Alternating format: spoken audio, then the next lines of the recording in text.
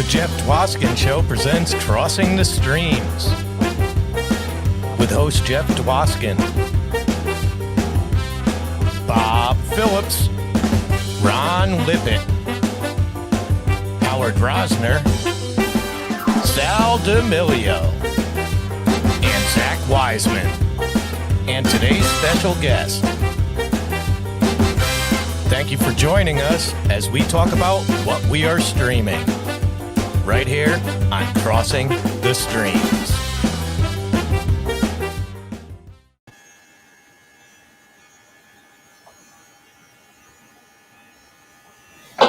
Oh, I'm sorry. I did not see you there. Welcome.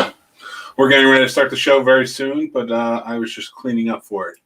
But now's a good time as any to tell you that the show is brought to you by Manscaped. That's right. They're a sponsor of the BTB Podcast and more.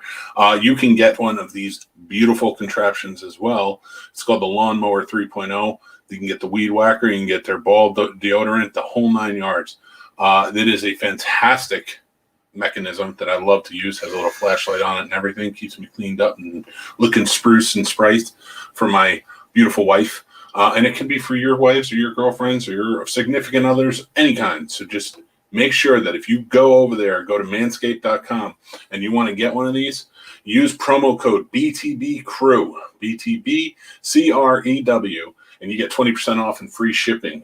That's right. They're a sponsor of us. So we're going to take care of them because they take care of us. So without further ado, I'm going to keep going, and we're going to start the show. Thanks for joining in. We'll be back in just a moment.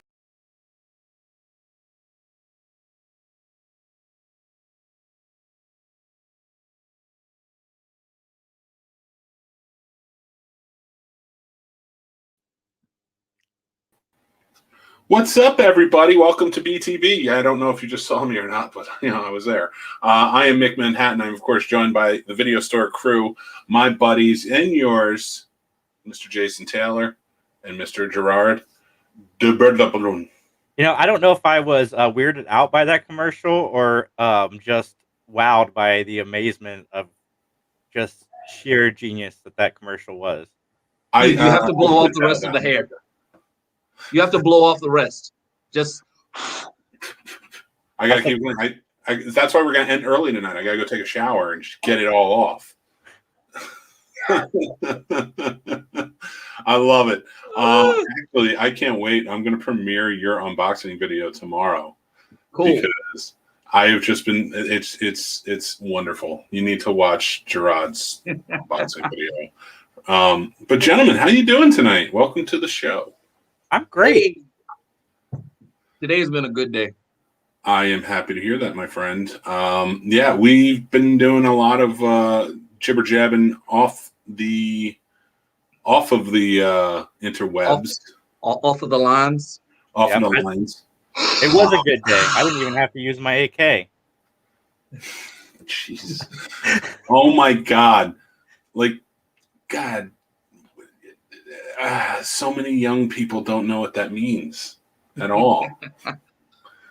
There's something wrong with using old hip hop lines this day and age because so many people don't know it. But that's on them because That's right. If they don't know what keeps your drink cool is the hardest gangster in the world. That's on them. I mean, the hardest, maybe at one point. Well, it was a line in the Boondocks, so he was the most gangster. I will agree to that in the 90s, maybe the 2000s, but once Are They There Yet 2 or 3 I was like, maybe not. Ice Cube has an album coming out this month that I am stoked for. He made a group with Snoop, E40, Too Short, and Ice Cube. Oh yeah, I just said Ice Cube. Yeah. I will 100% listen to anything he puts out. That sounds actually amazing. Yeah. That's a great group. I want to see that in concert. And you know what? I'm going to bring up a point. So is it the younger generation's fault if they don't know? Or is it our fault as in failing them for not showing them the way? Oh, my kids know who Ice Cube is. It's a little bit of both, because me and my daughter have this conversation all the time about just artists today versus when we were growing up. And the last time we got into this conversation, everybody had their own unique sound, if it were. Like New York had their sound, the South had theirs, the Midwest had theirs, and then California was its own animal. And today, all music sounds like it's just one country. and it dilutes the sound, so everybody sounds the same. Designer sounds like Migos. Lil Nas X sounds just like everybody else. So if by everybody else you mean unique sound, then yeah. I try to break the bars down to my kids too. Like if I'm listening to like Royce or even Tupac or Eminem, I'm like, oh, did you just hear what he just said? Like how he flipped those words? Like that's so brilliant.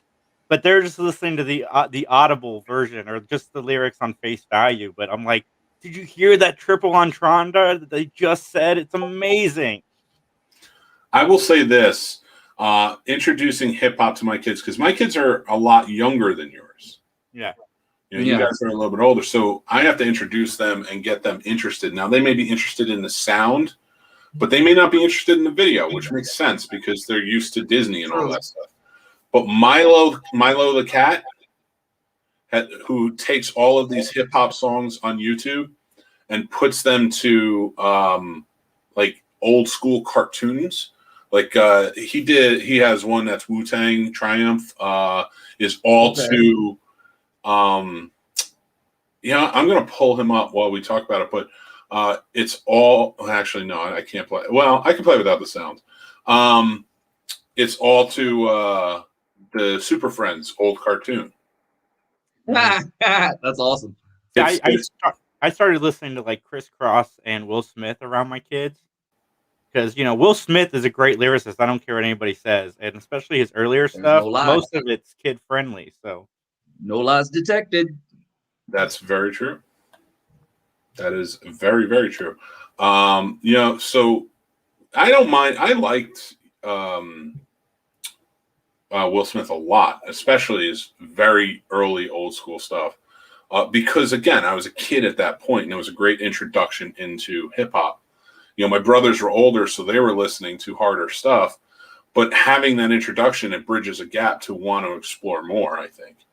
Another reason I showed my kids Fresh Prince. Well, that and the fact that like Parents Just Don't Understand is a classic to get your kids just interested in hip hop at all, because what child doesn't say that parents just don't understand? Oh, and he ate that up when he saw it. Yeah, that was like he saw that, he was like, yeah, it's true. I'm just like, okay, shut up. Here it is. I'm going to play a little bit so we don't get in any trouble.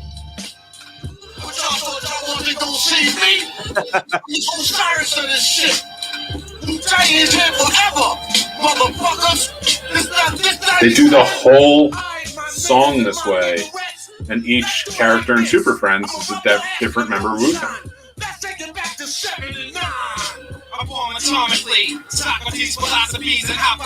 Listen, I could listen to that all day long, but I got to take it off because I do not want to get hit on YouTube or Facebook and everything else.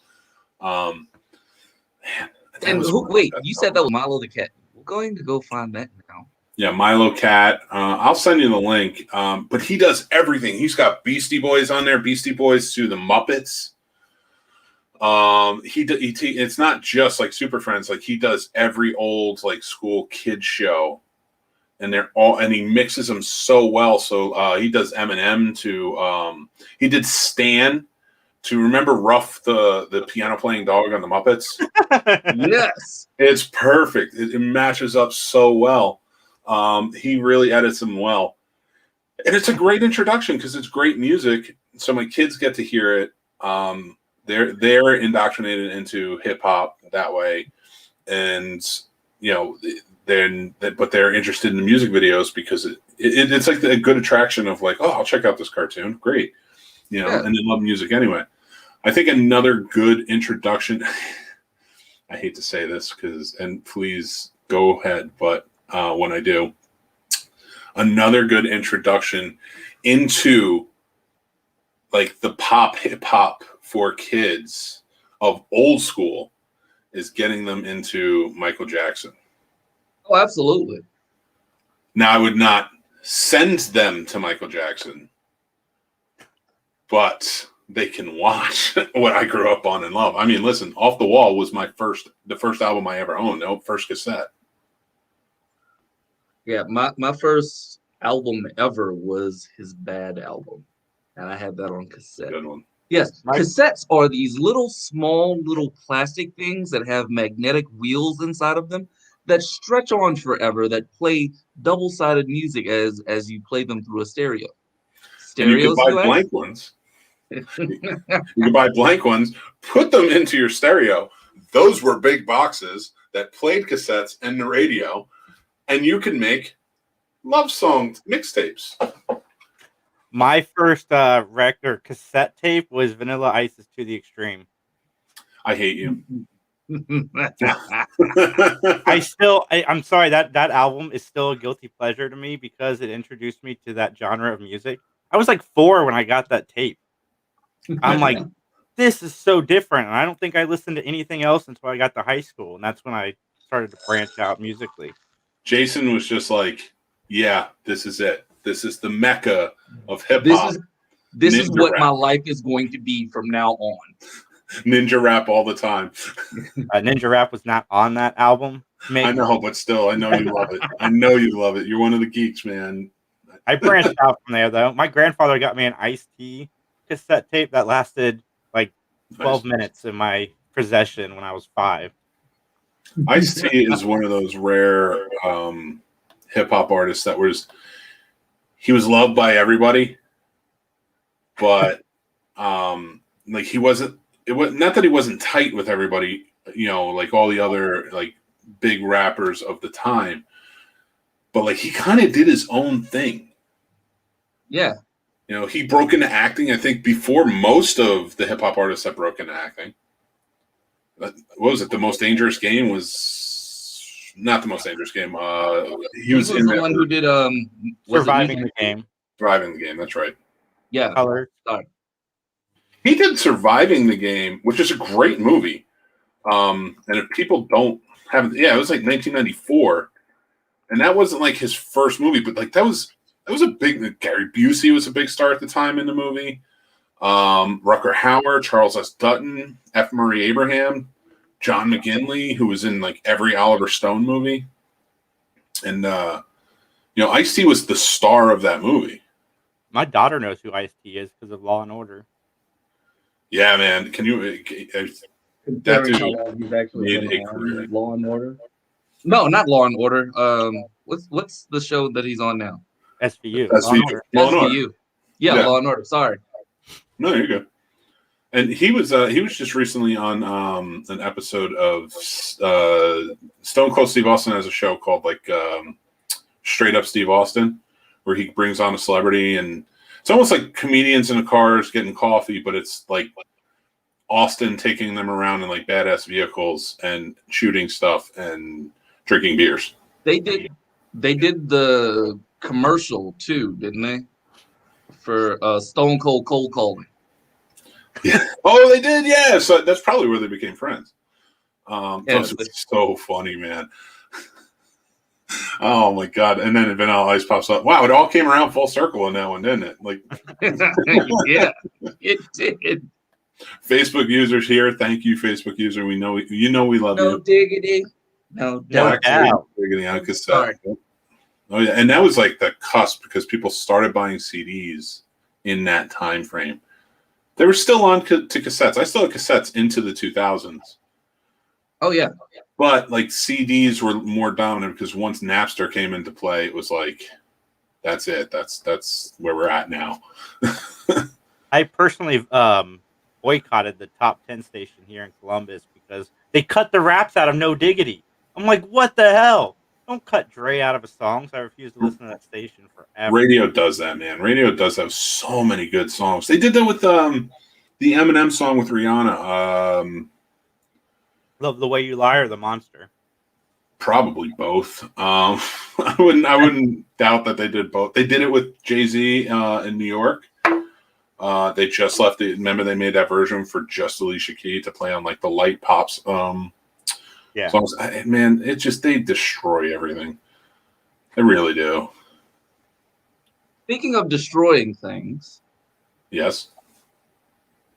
Did you watch the first 7 minutes of Mortal Kombat this week? I did very, very excitedly. So I have not. I refuse because I am so excited for this movie. I want to go in fresh with no bias. So I want to know what made you want to watch the first 7 minutes. I will tell you exactly this. And, it's funny because this was a topic that came up earlier between you and I, and you perfectly, and I applaud you for this, stopped it and said, we're talking about this on the show. And that's what I love about you, man. You know what you're talking about. So I don't mind when movies, first I'm going to say when they put out like the first 5 minutes, 10 minutes, or whatever it is, I don't mind. If it's a movie I'm desperately going to see and I know I want to see it and I'm excited, I probably won't watch it. Maybe I will. It's not always, I leave it up. But if it's a movie I'm on the fence about, like, I don't know if I'll check this out. Like Mortal Kombat, I'm going to have to check out because we're going to talk about it. Okay. But it wasn't like I was super excited about doing it. Because I love the video game. I was more of a Tekken guy in the arcade. So like it wasn't like I followed what Mortal Kombat has done throughout, you know what I mean?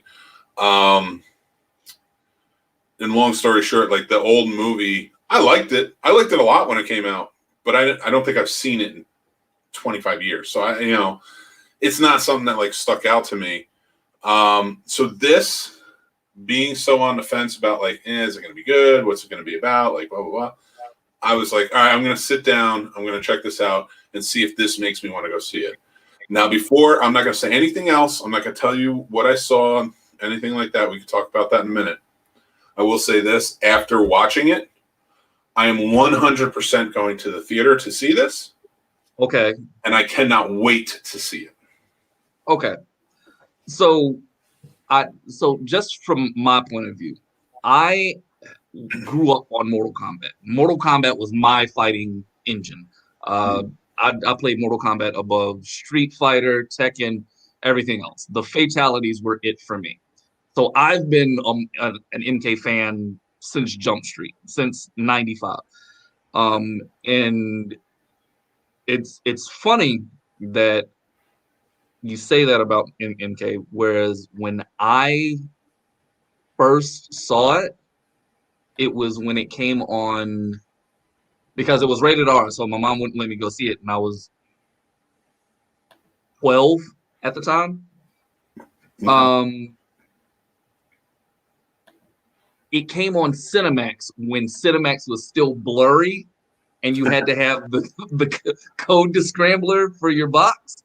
So I listened to Mortal Kombat so much that I can replay it verbatim in my head. My kids hate to watch that movie with me because they're like, I need you to shut up. Like, this is your like third time quoting this movie to me. Just shut up. And what I loved so much about the first movie was I knew they couldn't do the game. Like, video game adaptations for movies were terrible. But this was the first time that they even got close to an actual story for a video game, for a movie. Because before that, they had terrible track records. Now, once they got into the sequel, they threw everything great about the first one completely out the window and just went nuts. And it was terrible. So I've followed the MK series since then, and it's just been more retconning of the original series while adding to the folklore of the new series.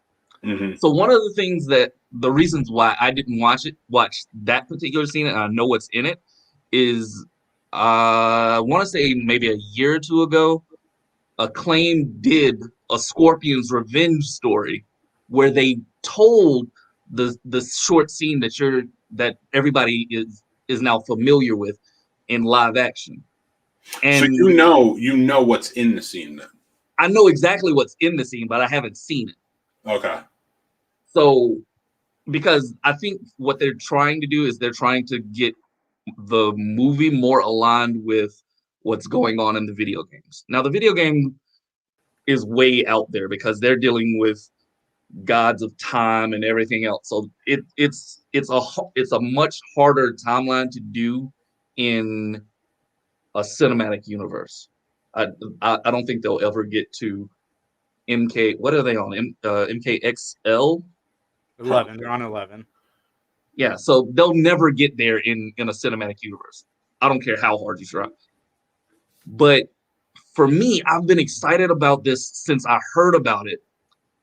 And I've been waiting for the original drop date. The original drop date originally was supposed to be April 16th, which was last week.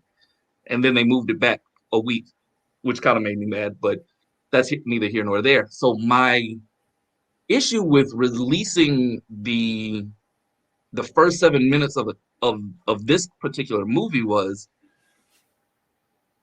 with COVID restrictions and everybody kind of being at home.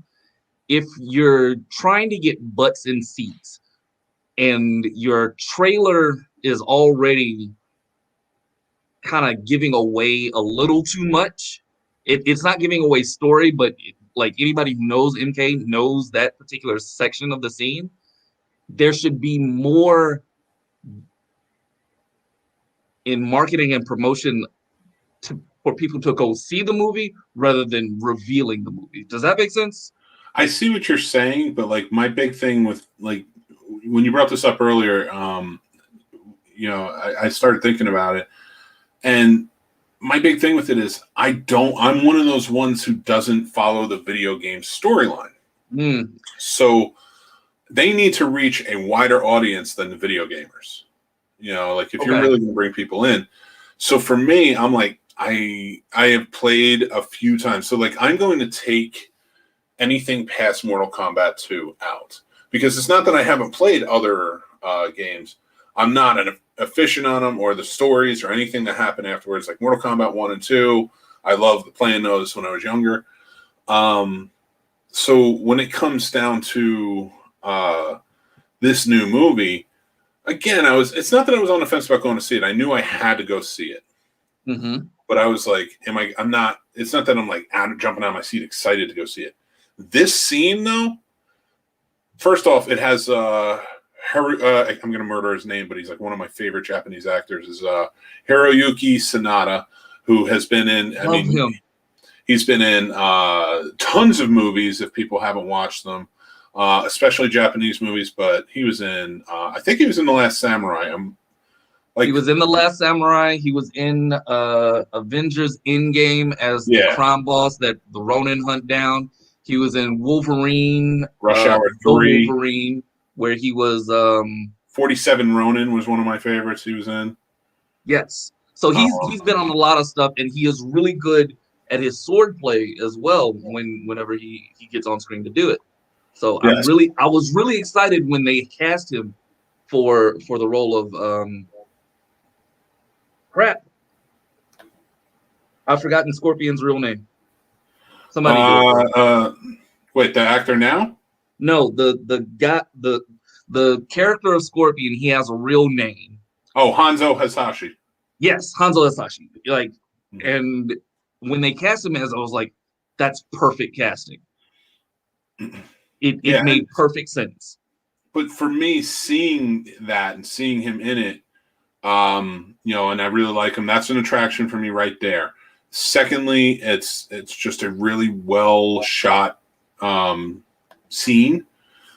and it's just everything that they show in it. And like I said, I don't want to throw too much away, but like it's when I watched it, I was like, it went from, yeah, I'm going to see it, I just don't know when, to I need to see this movie. This movie looks great, just even if it's the storyline between these two.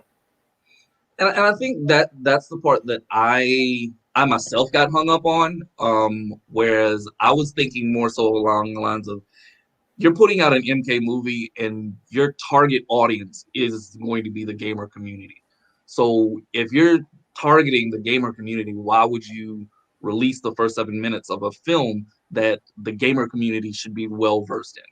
However, not thinking, I didn't think about the casual fans who are just now trying to get back into the theater and maybe on the fence about it. Yeah, and I mean, listen, the stars in this movie that we're getting, like Louis Tan from Into the Badlands is one of my favorites, and he's in tons of other stuff too. Jessica McNamee is her name. She was on a TV show called Sirens, Siren or something, and is a comedy. I loved her on that. I thought she was great. So like, there are actors in this movie I'm very excited to see in the movie play characters that I know well. Oh, so yeah. That excites me. So like, they're right there. I'm ready to go. Like, I want to see this, you know? Yeah. And I just had to, and you just had to put it into context for me, because I've been excited about this movie for a year and I've been telling people about it, but I never thought about it from the opposite side of, like, this is it's so well established in the gamer community that you kind of don't think about it from an outsider's perspective. And that's the funny thing, because when you think about it from an outsider's perspective, you're telling me like, oh, they've made this game where they had Scorpion's revenge, but I'm watching the scene, I'm like, oh, they made Scorpion the good guy. I'm still thinking he's the bad guy from the original movie and the video games and such, the guy that everybody loved to play. But I'm not thinking like, oh, there's a storyline here, because I always thought Sub-Zero's the good guy, Scorpion's the bad guy. Okay, I get it. I feel bad Jason left. He was just like, well, they're not letting me in. Well, they're not letting me talk, so I'm just leaving. We'll let you in. Tell us.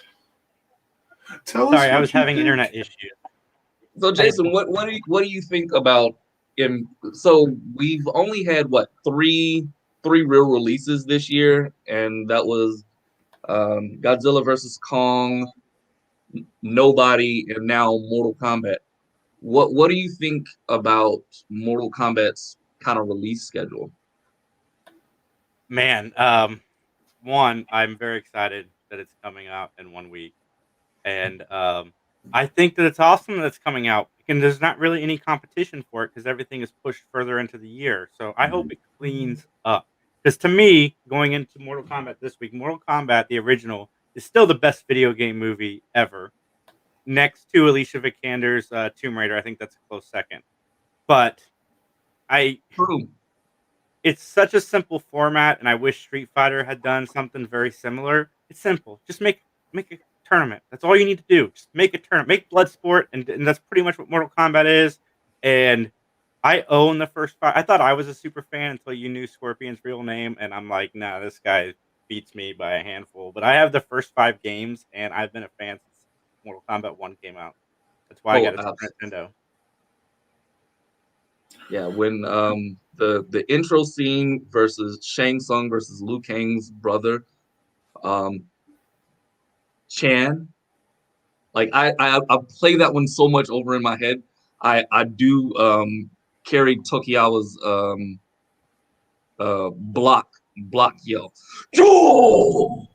For absolutely no reason. Is mine. As a career button masher, I don't know I could carry anybody's final move at any time. Down forward, back, low kick is Liu Kang's from Mortal Kombat 2. Listen, we could do this all day. All right. But my button mashing is on point. It was with Injustice, it was like super on point. I will say this though, I am I am super excited for this movie now. So the first 7 minutes, just to kind of drive the point home, I think if anybody's on the fence with it, watch that first 7 minutes. But I do get it if you are a video game enthusiast, especially for the Mortal Kombat series. You don't have to. I think you're already on board, so go check it out in theaters. But I don't mind those. We're going to release like the first however many minutes of each one. No, that doesn't bother me either. That bothers me only because I hate teasers. Like,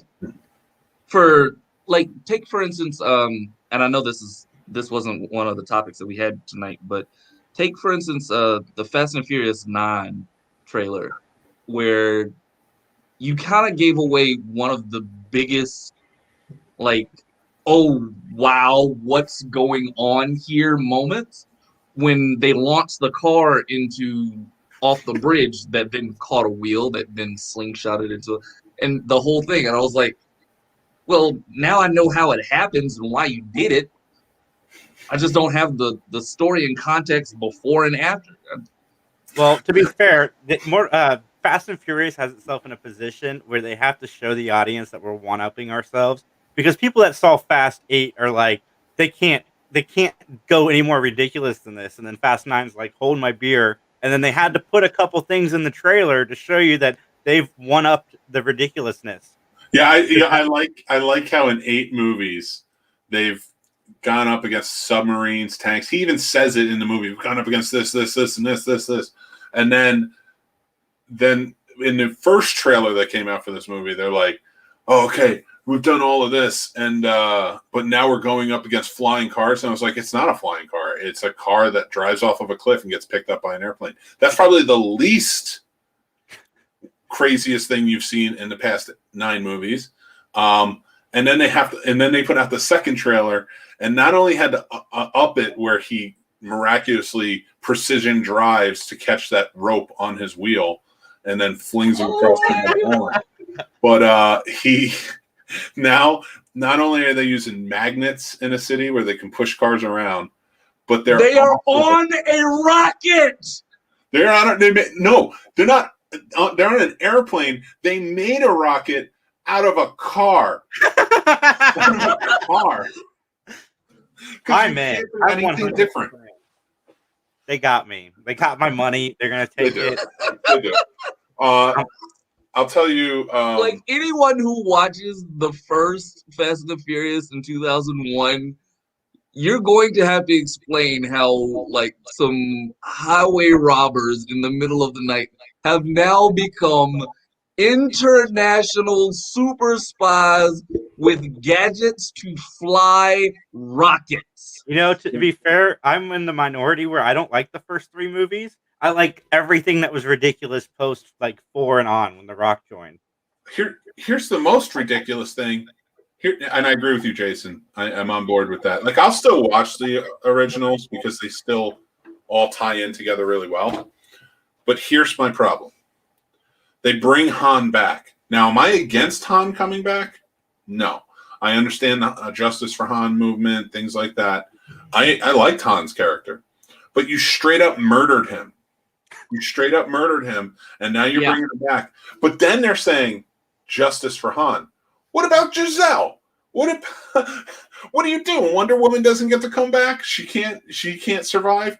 No. Hey, as soon as the actress wants to come back, they'll find a way to bring her back. She doesn't need to come back. She's like, I'm Wonder Woman now, whatever. You fly your cars, I'll fly myself. But that's the same thing that they've done with Letty's character, because remember in Fast and Furious 4, Letty died. Yeah. Fast 5, Letty's alive. Not only did no.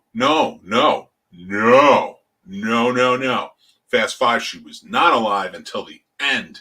Remember the after credit scene when Eva Mendes shows back up after like 4 movies and throws like the file down and it's Letty's picture? She's alive. And The Rock's like, oh, I got to find her. And then in 6, you find out like she survived the whole thing. You know what? Vin Diesel's perfectly shaved head is a perfect metaphor for our sponsor tonight. Do you like to shave your balls? I know we do. Gerard's balls are perfectly sheen and clear and wonderful. And he's got the t-shirt on. Oh, yeah, I forgot. I didn't realize that's why you put the thing on. And now Justin. Now Jason. I don't know what's wrong with me tonight. His balls are really comfortable and his head. So, I mean, he takes care of everything. Well, my head's almost like a huge ball, and I actually used my trimmer for my head the other day. There's absolutely nothing wrong with that. I think you should be able to shave. In fact, I'm going to take a little piece off here, get cleaned up for Jeff Dwoskin's show tonight. So this is support for the show is brought support for BTB Podcast, I should say, is brought to you by Manscaped, who is the best in men's below the waist grooming. Manscaped offers precision. Hold on, you know what? I should do this because I didn't do it last night, and I love this freaking thing they sent me. We gotta take the banner off. There we go. Oh yes, I love it. We have special effects here, people. So Manscaped offers precision-engineered tools for your family jewels. They obsess over the technology developments to provide you the best tools for your grooming experience. Manscaped is trusted by over 2 million men worldwide, and why not you or yours? We have an exclusive offer for our listeners, 20% off and free shipping with the code BTBCREW. That's BTBCREW. At manscaped.com. So go pick up your lawnmower now, 3.0. Go pick up your weed whacker. Get the stuff all cleaned out of your nose and your ears, and it will make you just feel so much better. The ball deodorant has been so amazing. I am super happy with it. And definitely just help us because that's how we pay the bills. But thank you very much. And, has anybody seen Falcon and the Winter Soldier lately? Segue. Yeah. I did. And I can't remember where I was talking about this. 3 Geeks. Yep. I don't think the Shield should stand up. Anybody else think The Rock will make an appearance? Rock versus Cena? I hope so, Nope. But he's not going to. I think The Rock is going to try and make an appearance, but because of his falling out with Tyrese and Vin Diesel, it's anybody's ball game. He's still a major part of that series, though, with Hobbs and Joe. Pretty much. I will say, now, what did you say about Falcon and Winter Soldier? It doesn't stand up? No. Spoiler alert for anyone who hasn't watched it. The new Captain America gets his shield taken away, and he makes a new one. Spoiler alert. Spoiler alert. Spoiler alert. Did anybody else at the beginning, when he's first hitting it, think that he had like a metal toilet seat that he was pounding out? Kind of looked like that to me. That's funny. He could have been. Man. There's no way that whatever he makes with the welds and rivets, that crappy work is going to hold up against a vibranium shield. I'm telling you, man, that shield is going to break. We're going to get a post-credit scene that's going to be some bad guy saying, I got a new metal called adamantium. I'll help you. And then fade to black. I will tell you, you're right. I can't wait for him to because he was practicing. And I love the meme of Sam was playing Frisbee in his backyard. But because of that epic montage training sequence that they did, I just want him to throw it so hard it goes through John's shield. It's just like, yes, screw your dinky, metal shield. I have vibranium, and I am not going to apologize for it. Yes, absolutely, that is what should happen. So I want to talk about this in light of everything that's going on. We're not a huge social issues show, but in the last episode, it was huge. Racism was huge in that as a theme of that show. In fact, the episode was called Truth, which is based on Red, White, and Black. Truth was the comic book that came out about Isaiah Bradley and who he was, and Elijah Bradley and the whole lineage. For you guys, like listening to that story and even watching it with my son and having to explain who the Red Tails were, and as a white man try to explain, like, this is America's not who's not good to black people still isn't. Like, we're trying to work on that. We're trying to fight for it, you know, and explain that to him. But I felt like this show has perfectly handled how to explain it. Yes, and it's earned. Like, unlike a lot of places that go into these issues, it feels a little bit more preachy than it is learning. Like, I learned something watching the newest Falcon and Winter Soldier because I never looked at it from that perspective with the shield. Like, I never thought of the baggage that would go with Falcon as he carried that shield and what that would do. Because on one hand, you've got your buddy Steve Rogers' legacy, and on the other hand, you have what the red, white, and blue means to him as an African American in America, and the two conflicting sides of you trying to honor both and what that could do to somebody. I think over the course of all these movies, and it's the perfect conclusion to the story that started with Falcon and Winter Soldier, and I was just amazed because, like I said, I learned something. Yeah. But you also have to take into consideration one other thing. Sam is a former soldier who did not have the government betray him. So he's still red, white, and blue all the way through, and he's carrying his friend's legacy. He's carrying the legacy of being a black man, and he's carrying the legacy of being a soldier. So all three of those things were really important to him, and now he's faced with the dichotomy of, well, which one matters the most? Mm-hmm. And I think that his conversation with Isaiah Bradley made him kind of sit down and take a reassessment of, I'm a U.S. soldier, and although what happened to him was terrible, and the U.S. has done some terrible things to black people in general, I still believe that this country can do great things for a great many people. Mm-hmm. And is it really that bad for me to now take up a position to be the next symbol for what America can be? Mm-hmm. And I think that's what really hit home for me, because it wasn't so much Bucky giving him the shield back. It was, this is an opportunity for us all to grow. Right, wrong, or indifferent, it's something that America needs to see right now.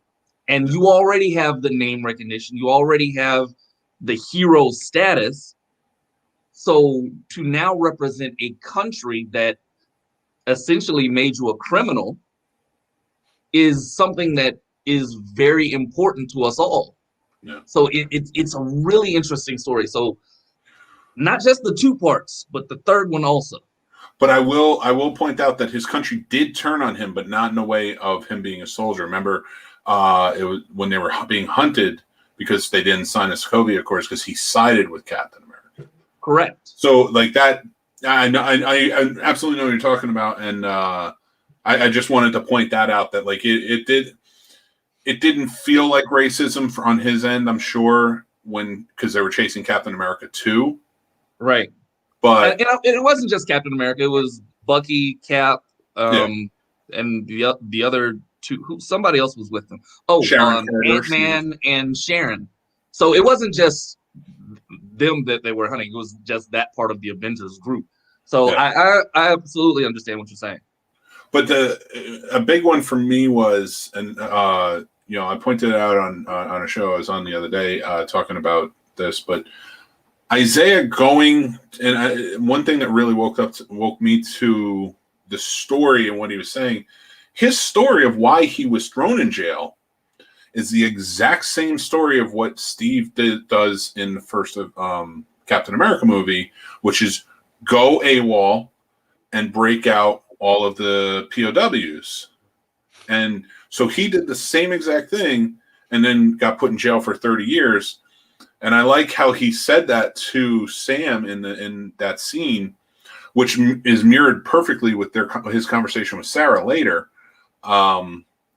was, you still think I deserve to go to jail. They threw me in jail to hide me and to experiment on me. And for that realization to come up and Sam to kind of feel defeated and be like, I just got to go back home. And then to do that work, put it into what his heritage was with his family and fixing the boat. And then having that discussion with the sister where his sister's like, you're not going to just listen to what Isaiah's saying, right? And he was like, well, what's the point of everything we've sacrificed if I just not willing to fight? That is Captain America's values. That he right there shows how he exemplifies what that shield's values are supposed to hold. And he is the perfect choice for the next Captain America. While we have Johnny Walker running around murdering people of color and screaming, I am Captain America every 30 seconds. Yeah, and I think that was one of the things that the memes of when John Walker actually put on the shield was that when Steve Rogers was chosen to be Captain America, it was because he understood the gravity of power. He understood that with great power, like people can get intoxicated with it. So it's more of a burden than an enhancement to who you are. Mm-hmm. And when John got handed his ass by the Dora Milaje, it wouldn't have mattered who beat him. He was going to choose the dark side anyway because his ego wouldn't have let him take that loss. Oh yeah. It wouldn't have mattered who beat him. Regardless of whoever it was, he was going to take the same path. I agree. Yeah. Well, and also one thing I really liked about it is like him taking the super soldier serum and just kind of becoming like, perfectly. Battlestar puts it perfectly when he goes and says, he's like, oh, it just makes you more of who you are. And that shows you, like, to him, this guy is perfect. This guy has always made the right decision. This guy is Captain America. He reveres his friend and loves him and trusts that he's a good person. When you can see throughout he is conflicted and not handling this well. Because, like, my son kept saying during the show, like, he's like, why is John Walker such a bad guy? I was like, is he a bad guy or is he a perfect representative of military in America not being taken care of after service? I was like, and being pushed to feel like he has to get the mission done by any means necessary. And that's where you become the villain, but that's why I love Sam and what he's doing. And I love the perfect choice to play Captain America. And I'm so excited to see Sam take that role, not just in this show, but in future Avenger movies. I am too. I mean, we haven't talked about Bucky's role in this show, but when Bucky came to the realization when he hands him the shield, like he understood finally that that was a really good moment, I thought. Mm-hmm. Oh yeah. The scene where they sat fake eye to eye and discussed why he gave back the shield. That for me really cemented it, like why it's so important to Bucky also. Yeah. Because he still feels like and I really want them. What I really want them to do is to revisit his opening scene where he was hanging out with the Asian old man because he had killed his son. Yeah. But he had never told him that. So I want him to revisit that at some point. I think in this next episode, I think that's who the one. Remember, he says, just start with one, make amends with one. That, of course, in my opinion, is going to be the one that he goes to make amends with and tell him, like, I killed your son, and just go from there and see what's what. And he may not, the old man may not forgive him, but at least he is trying to make good on it, Yeah. But I'm really excited for this. I was, truth be told, I was on the fence about this one and WandaVision because I'm not as episodic as I used to be. Mm-hmm. But Marvel has my money. I give up on questioning Marvel about anything. Marvel has, if Marvel puts it out, Marvel's going to get my money. Yeah, what's fascinating about Marvel, though, is I was talking about this on the podcast earlier the week, but most franchises, when they finish, because essentially, the storyline ended with Endgame with some through lines. This doesn't feel like it's tacked on. This feels like a natural progression, and that just, again, I think Kevin Feige, with all of his team, is going to go down as the greatest producer in Hollywood history because he has done such a good job creating a world and a story that we're all captivated with, and now on television as well as in the cinemas. They have my money and my time. Yeah, and I can't wait for this next episode. I mean, we're definitely going to have to talk about it on next week's episode because it's the final one, of course. But, it just, like you said, Gerard, like the Marvel has my money. And it didn't for a little while there, especially in the TV series. Like, I really like Daredevil. I liked Luke Cage. I hated Iron Fist. Punisher I was in for. But I was in for Punisher, but I was kind of like, I'll check it out eventually. One of those things. I was in for Punisher because of John Bernthal. When John Bernthal died, did his final scene on The Walking Dead, it was so guttural that I was like, I could absolutely see you do Frank Castle. Oh yeah. And I really want Marvel to get these properties back and bring them into the MCU proper. They have them now. And I'm hoping to God that Charlie Cox is more than just a walk-on role for No Way Home. Yeah, Charlie Cox and Kristen Ritter are the two that I want back the most with John Bernthal, because those are my three favorite of the series. I liked Luke Cage up till the middle of season 1, and then the rest of it was okay. And God, boardroom meeting, Iron Fist. We don't need any more of that. Recast. I think I think Charlie Cox is definitely not just going to be a walk-on role, with Spider-Man and stuff like that. Like, I think we're going to get the actual storylines we need from there. I am excited to see what happens. One thing I do want to bring back to Falcon and Winter Soldier, we can all agree that Baron Zemo going to the raft means that this is the beginning of the Thunderbolts, right? Probably. It would be a great story. Baron Zemo is the leader of the Thunderbolts, and Thunderbolt Ross runs the raft. So I think we're going to get a collection over the course of the next few movies and shows that kind of puts together who each person is. Like each person on the Thunderbolts is going to be. Again, I think Marvel has such a firm grasp on not only their characters, but what fans want to see, that this is what Phase 4, that Phase 4 is going to be something to behold. Like, I was really, like Jason said, I was really kind of at an end point when we hit Endgame, but it doesn't feel like this is something that is tacked on and it's being shoved down my throat. It is the natural next progression of the story, and I'm all here for it. Yeah, 100%. I think they've just done amazing stuff. We're kind of nearing at the end of our time. I just we were going to get to Invincible tonight and our Superpowers talk, but we're going to move that to next week because I do want to talk about, because we were talking about, race in the superhero genre tonight a little bit, with Falcon and Winter Soldier, and I think that Invincible is a great continuation for that.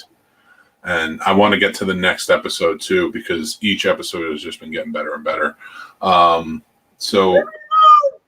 right. Save it for next week. That's going to be a good conversation. So I want to thank you guys, the Video Store crew, as always, jumping back in, and we having a great conversation tonight. You guys are awesome. Make sure everybody goes and checks out Jason's other show, 3 Geeks Podcast. It's every live every Sunday starting at 12 noon, 2-hour show. It's a very fun show, and the geeks are awesome. Yeah, it's like you have audio whiplash. That's somebody described us as that, and I think it's a perfect description of us. It is, and you guys are fantastic. I also want. I am a special guest tonight on. well, not very special. I'm just a guest on Jeff Dwoskin Presents Crossing the Streams at 9:30 tonight here on the Scene Snobs channel. So you can check that out. If you are listening to this at a later date, you can go check that out after, of course. Remember, thank you, everybody, for joining in. We are going to continue. Hopefully, we have our other video store crew members with us next week. But if not, I always enjoy just talking to you guys, so it's no big deal. Always. So thanks again, everybody. I am Mick Manhattan, the Scene Snob. You guys want to, send your salutations? I am Jason at 3GeeksJ. Check me out and say hi. I am shaving my balls right after this show ends. Thank you, Chris, for saying that. We always appreciate you. And all right, everybody, until next time, have a great night. And that's our show, everybody. Thanks for listening or watching, wherever you're checking it out. This show is brought to you by our sponsor, Manscaped. Go check them out. They are saving our balls, and they can save yours too, or somebody you care about. It's a pretty awesome device, so go check out what they got, the Lawnmower 3.0, the Weed Whacker, and more. It's a great gift for Father's Day, birthdays, weddings, anything. So yeah, head over there and use promo code SNOBS, SNOBS, and you'll get 20% off and free shipping. Also, we'd like to thank our super fan patrons. They are all Scene Snob family to us. They support us every month, and you can be one too. So head over to the Patreon channel, the Scene Snobs, and it's $5 a month, and you can join in with helping support us and get the free perks too. Also, you can follow us on social media. We are on everything at the Scene Snobs, so Instagram, Twitter, TikTok. We are on Facebook, the Scene Snobs. Everywhere. We have fun stuff always going on, always have contests and stuff, so go follow us, check us out. You can go to our link tree by going to thescenesnobs.com. There's our link tree, there's our Patreon, there is all of our shows and the links for all of that, so thanks again for checking it out. Just head over to thescenesnobs.com where everything is, and we will talk to you soon.